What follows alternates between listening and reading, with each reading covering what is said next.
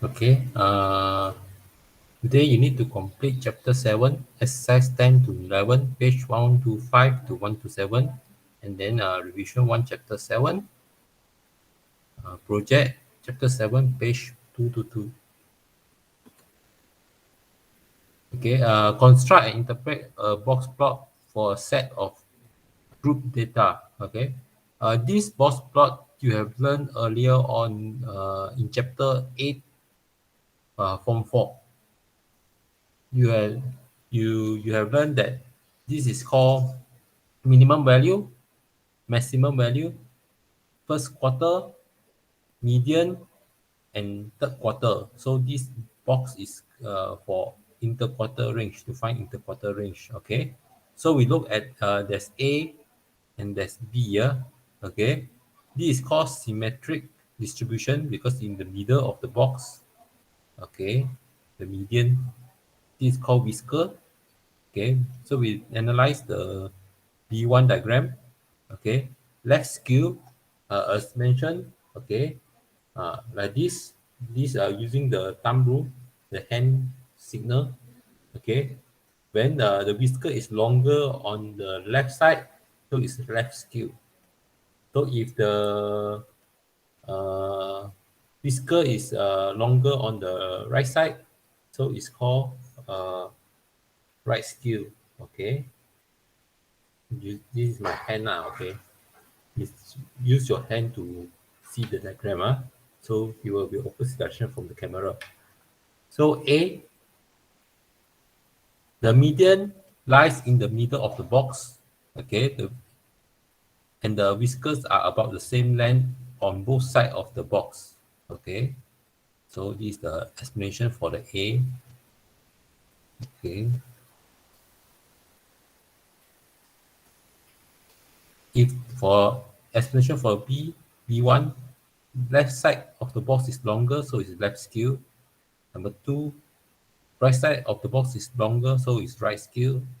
Left whisker and right whisker represent the score outside the median. Okay, this one whisker is outside of the median.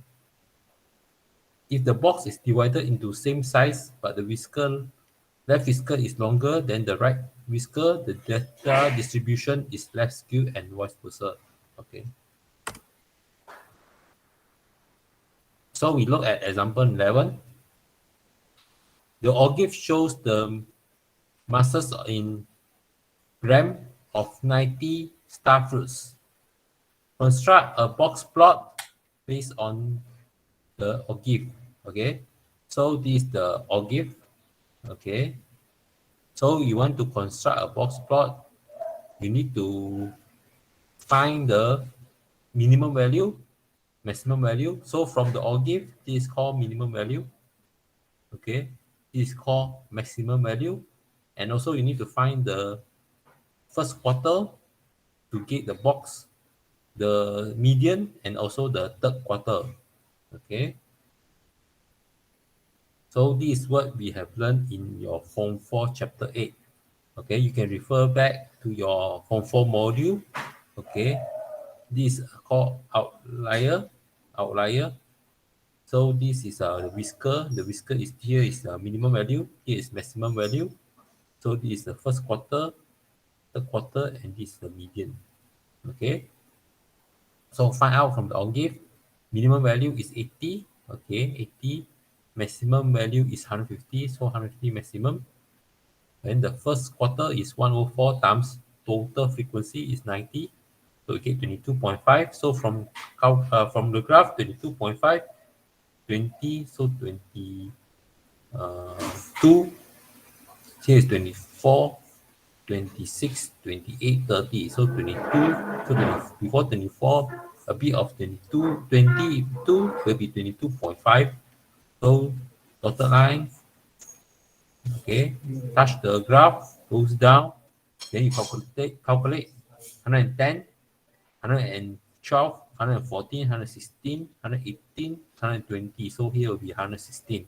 So answer for first quarter is 116. So for median is 1/2 times the total frequency 90, you get 45. So 45 from the graph, here is 40, here is 50, so middle will be 45. dotted line, okay, goes down. So you get here is 120, 122. Here is 124. So between 122 and 124, you put 123. Okay, so the median is 123. Okay, then the third quarter is 3 over 4 times the total frequency 90. You get 67.5. So from graph 67.5, 60, 62, 64, 66. So 67 is somewhere in the middle between 66 and 68. The 7.5 a bit higher up. Okay, actually you can put any draw the dotted line any part, but don't touch the 66 and 68. So dotted line goes down. Okay, here will be 122, 124, 126, so 128. So third quarter is 128. Then you draw the box plot. Okay, using the graph given, okay, empty graph given to you, draw a box plot. So draw the scale, follow this scale, okay, 80, 90 until 150, so 80 until 150. So the minimum value is 80, the maximum value is 150. So the first quarter is 116, so 110. So here will be 115, 116.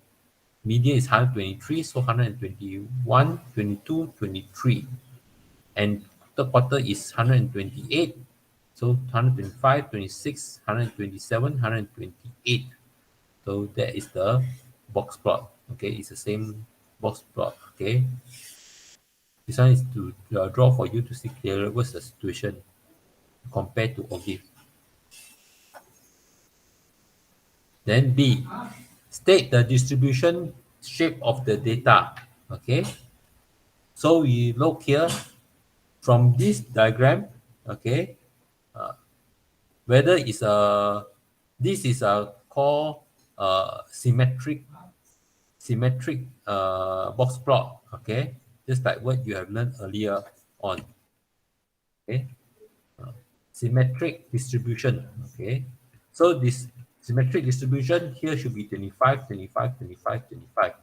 Okay, but if you look from the graph here, this is the whisker on the left is longer, so you can use the hand rule. Okay, this is longer, so skew to the left. So the distribution of the data is skewed to the left because the left side of the plot is longer than the right side of the box plot. Okay, the explanation is not required unless they ask.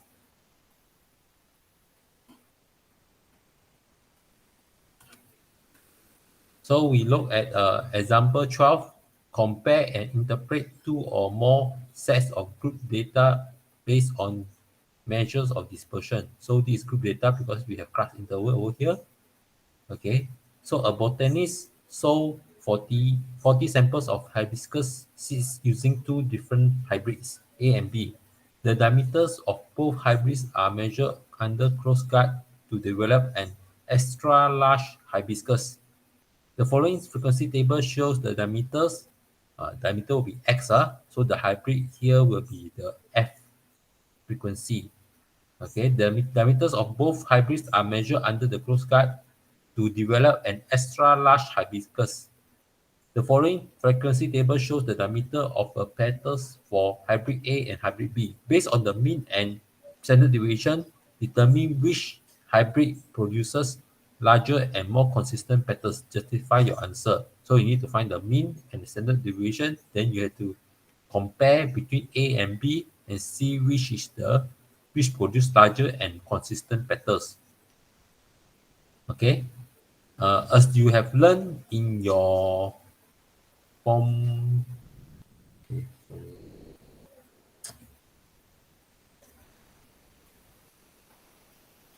okay, as you have learned in your form 4, if let's say they didn't ask you to find mean and standard deviation, okay, they didn't ask you, but they say that you need to justify which one is larger and more consistent because it's a comparison based on form 4 chapter 8. It's a comparison. Usually we use standard deviation to find the which one more consistent.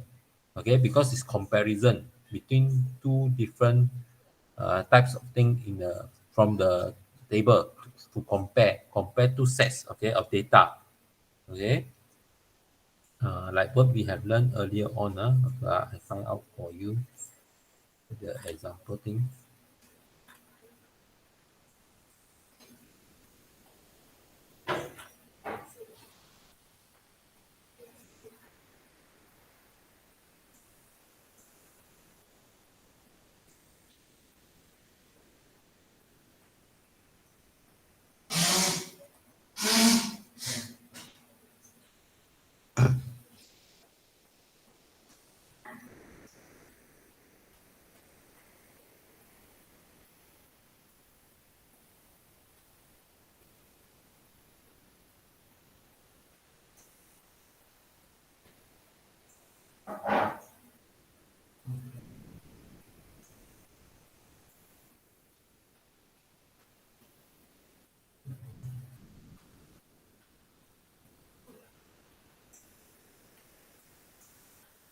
Okay, this is from Form 4 that we have learned earlier on.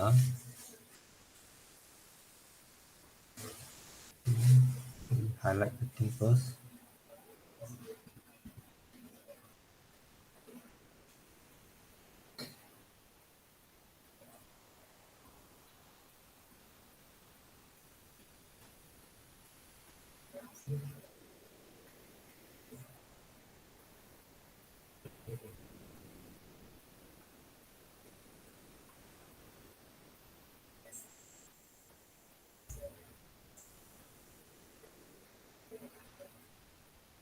Okay, this is what you learn in Form 4 for standard deviation to compare two sets of data. That is why if the question that asks you to use the standard deviation is still, you need to understand that only standard deviation can compare two sets of data.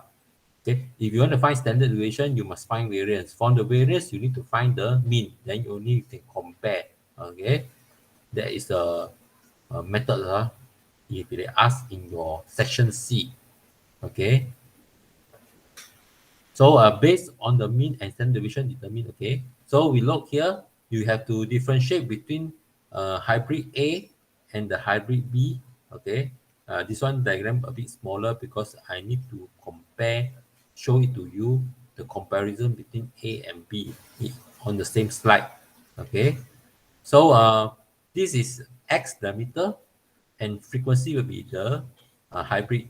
Okay, so we compare this A, so you have to redo the table again to find the variance and standard deviation. So the diameter 13.0 until 13.4, okay, until 15.0 to 15.4. So jot it down.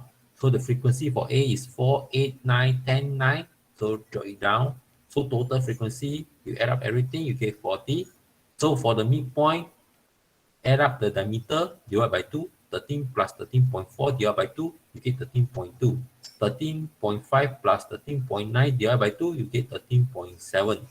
So if you see the pattern, 13 until 13.4, 14 until 14.4, 13.5 until 13.9, 14.5 until 14.9. So the pattern will be same. So here will be 13.2, 13.7, 14.2, 14.7, and 15.2. So to find the standard deviation, you need to remember the formula or refer to the formula given to you. So it's sum of fx squared over sum of f minus sum of f x over sum of f. This is the mean. Then to square it. So you need to find the fx squared and also the fx. Okay, so find the fx first. Okay, f times x. Okay, 4 times 13.2, 52.8 until 9 times 15.2, you get 136.8. So total up, because you need to find the fx, total fx will be 574. Then you need to find the x squared first, then only can find fx squared. So x squared will be here, all squared, 13.2 squared, you get 174.24 until 15.2 squared, you get 231.04. Okay, Then we continue with fx squared. So f multiply x squared 4 times 174.24, you get 696.96. Then until 9 multiply with 231.04, you get 2079.36. So add up everything, you get 8253.5. This is for sum of fx squared. Then from here, 8253.5 over the total frequency 40 minus the mean. Okay, the mean will be sum of f x over sum of f. So 574 over 40, then square it. You need to find the mean later on, earlier on, because you need to compare later on for the standard deviation. Okay. Okay. Then you can compare the mean between the A and B. So 574 over 40, you get 14.35. As I mentioned, you use the fraction to replace for the variance so that you get more accurate answer. So from here, using calculator, you get 0.415. Okay, at least 3 decimal places. The best is 4. Then you square root of the variance, you get the standard deviation. Square root 0.415, you get 0.64 centimeter. Okay, that is for A. Then for B, do again the table 13.0 to 13.4 until 15.0 until 15.4. Frequency B will be 9, 10, 8, 6, 7. So add up everything, total frequency is 40. Then the midpoint is copy from here 13.2 until 15.2. Then you want to find this f, this x, so multiply 9 times 13.2, you get 118.8 until 7 times 15.2, you get 106.4. So you add up everything, you get 564. Then you need to find the x square, only can get the fx square. So x square will be 13.2, you get 174.24. 15.2 square, you get 231.04. Then multiply it, 9 times 13.2, you get, no, sorry, 9 times 174.24, you get 1,568.16. 7 multiply 231.04, you get 1,617.28. Add up everything, you get 7,972. Okay, so from here, you can find the mean first. The mean is fx, sum of fx 564 over 40, you get 14.1. Okay, then the variance is 7,972 over 40 minus 564 over 40 squared. Then you get 0.49. Then you square root 0.49 to get the standard deviation is 0.7. So if you compare, okay, 0.64 is smaller. That means it's more consistent compared to B.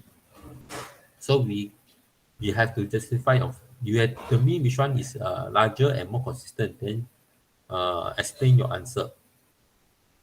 Hybrid A produces larger petals because the mean is larger than hybrid B. Okay, because 14.35 is larger than 14.1, and the smaller standard deviation, okay, shows that the diameter of the petals is more consistent. Okay, because the diameter is more consistent. Okay, smaller standard deviation.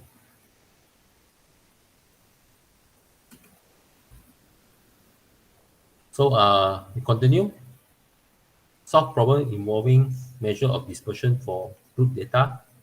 So example 13, a survey on the diagram of time in hours, okay, spent by customers to buy goods in supermarket is carried out. The result of survey are shown in the OGIF. So this is the time spent. Time spent is this one for the x-axis. Vertical will be the customers. How many customers? So A, construct a frequency table for the time taken by the customer to buy goods in the supermarket using the classes. So for class interval, you have to follow this one, 0.5 until 0.9, until the 2.5 to 2.9. Then you have to write down the cumulative frequency because it's given the cumulative frequency. Then you have to write down the upper boundary given. Then from there you have to get the frequency. Okay, so we look here. So you want to create the frequency table. Before creating frequency table, create using the OR give to find the cumulative frequency table. So this is the cumulative frequency table. Given the class interval, you have to write down, follow given, ask you to jot the scale, the class interval, okay, 0.5 until 0.9, until 2.5 to 2.9. Then you need to jot the cumulative frequency and upper boundary first. Only you can find the frequency, number of customers. So cumulative frequency and upper boundary, we start off with 0.45. So 0.45, this is 0. For upper boundary here will be 0.95. So before that will be 0.45. So the cumulative frequency is 0. Okay. Then 0.95, the cumulative frequency here is 6. Because here is 10, 20, here will be 10. Here will be 2, 4, 6, 8, 10. Okay, so 6. Then 1.45, 1.45 over here will be 20, here will be 22. So 22. 1.95, 1.95, here will be 50, 52, 54, 54. 2.45, here 2.45 until 60, here 80, here 70. Then 2.95, here is 2.95, here will be 80. So write down 80. So to get the frequency, here of course 0, no need to write anything. Then here is 6. So 6. So 22 minus 6, you get 16. Okay. Because okay. So 54 minus 22. Okay. Here add up, you get 22. Here add up, you get 54. Okay. So 54 minus 22, you get, is it 32?